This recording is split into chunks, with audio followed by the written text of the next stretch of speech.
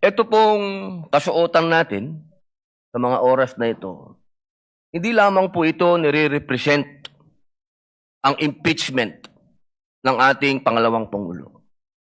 Ang nire-represent po nito ay ating karapatan bilang mga Pilipino at unang-una na ang due process. Ito po yun ang ibig sabihin. Kaya ikaw ay pangalawang Pangulo, ikaw ang Pangulo, ikaw ay Senator Judge, ikaw ay magsasaka, ikaw ay mangingisda, kailangan may due process.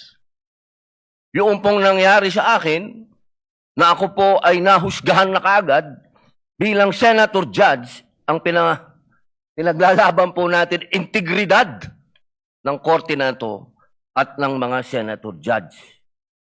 Kaya sana po wag nating kalimutan na ang bawat Pilipino ay may karapatan, lalong-lalo na sa usapin na ikaw, ako, sa oras na ito, ay Senator Judge. Yun lamang po, napakaiksi lang.